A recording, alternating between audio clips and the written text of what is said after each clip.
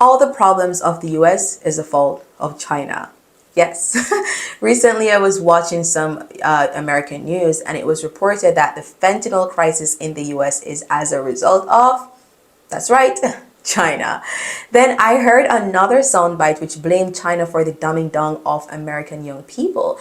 They claim that China filters filthy TikTok to American audiences and alters the algorithm in China to show educational content to young people on Douyin. That's a version of TikTok here in China. Now, the US government is arguing that TikTok, which they are widely reporting is owned and operated by Chinese government, is a threat to national security and calls for the app to be banned if it is not sold to an American company. One thing the US does well, and that is to report lies and misinformation to the point where people believe those lies and misinformation to be statements of facts. With just a little research, one can discover that TikTok is not owned and operated by the Chinese government, right? The fact is that TikTok is an offspring of the company ByteDance Limited. ByteDance was initially founded by Chinese entrepreneurs. However, today, 60% of the company is owned and operated by international investors. 20% is owned by ByteDance employees all over the world. The remaining 20% is owned by the initial founders of the company, which they are private citizens who are not associated with the Chinese government. At least it has not been proven that they are associated with the Chinese government. As it relates to TikTok, the CEO of TikTok is a Singaporean who does not have any ties to the Chinese government or is not sharing any data with the Chinese government. It has not been proven that he has any ties to the Chinese government or that he's sharing information with the Chinese government. But yet, the US government is reporting, the US media is reporting that he has ties to the Chinese government and is sharing information to the Chinese government. If you don't believe me, take a look at this clip. You said today, as you often say, that you live in Singapore. Of what nation are you a citizen?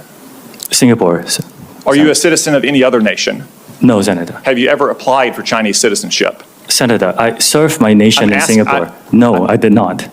Do you have a Singaporean passport? Yes, and I served my military for two and a half years in Singapore. Do you have any other passports from any other nations? No, Senator.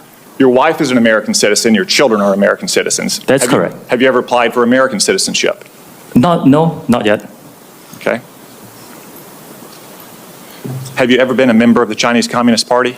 Senator, I'm Singaporean. No. Have you ever been associated or affiliated with the Chinese Communist Party? No, Senator. Again, I'm Singaporean.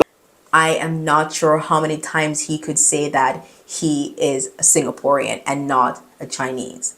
Now, as it relates to the fact that China can access American user data, surprise, surprise, that is another bogus allegation.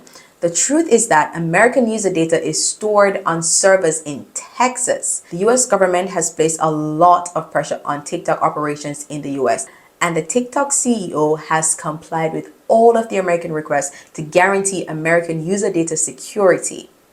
Here's what TikTok had to say. As of July 2022, all new US user data is stored automatically in Oracle's US cloud infrastructure, and access is managed exclusively by the TikTok US data security team. Therefore, the argument that China is manipulating American user data is just not true. It's just not happening. So why is the mainstream media led by the American government spreading so much lies and misinformation as relates to TikTok and the Chinese government? Well, it comes down to these simple facts, in my opinion. One, it is part of their demonization campaign of China. Constantly they report China is bad, China is bad, China is the enemy. Two, it is part of their suppression agenda of China. Here's what President Xi Jinping had to say in a meeting. Western media countries led by the United States have implemented all-around containment, encirclement, and suppression of China. I completely agree. The US government does not want an app that was formed or founded by a Chinese person to be thriving in the US. So they're going to do whatever they can to suppress and to ban this app. Third, and I think the most important, is that TikTok provides a wide range of views that goes against the narrative of what the mainstream media usually sells. And Americans are starting to wake up and realize how propagandized they were by their government and the mainstream media. Now you see news on TikTok going against mainstream narrative that is in the US. And some TikTok users are highlighting the ills of the American government, such as their dealings in the Palestine-Israeli war and the mass starvation that is happening in Gaza and other parts of Palestine. So what better way to hide their agenda at censoring Americans than to blame China, than to put China in the spotlight and say we're banning this app because of national security, because our enemy China is trying to get our user data. And so let us blame China, let us hide our agenda under the banner of the China bad scenario.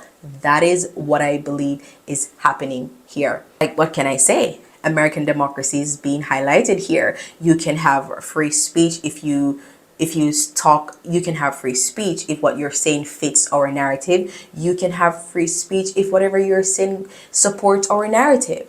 America goes around the world bombing countries in the name of democracy, but yet here they are trying to censor their own citizens, because the idea of we're protecting our citizens from China accessing user data because it's a threat to national security is just false and bogus in my mind, because there's potentially many ways that China could access American user data or act as a national security threat to America.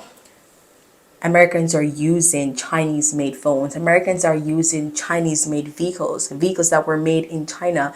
Millions of Chinese students are entering the US all the time and working in important industries in the US. Therefore, the potential for China to spy on the US, the potential for China to access American user data is pretty high. They could access American user data in any other way. So the idea that we need to ban TikTok because this is where China is spying on us, because this is a threat to our national security and our citizen user data is so important, we need to protect it, is just a lie.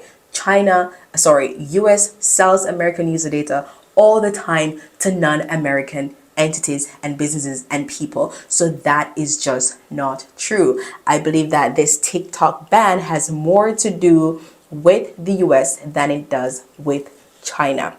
But China is the enemy.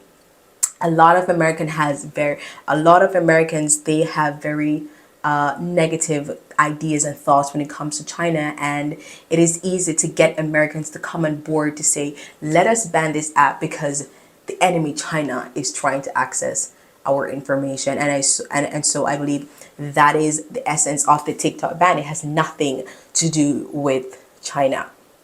I just wanted to add to the dialogue that this TikTok ban has nothing to do with China. But I know that my voice is just a drop of water in the ocean, because the American government-led media is so strong and so powerful, and they control the narrative. So I hope you guys can share this video so that we can add more nuance and more truth to the dialogue regarding TikTok and China. The Chinese government is not the issue here. Again, it has more to do with the American government than it does with China.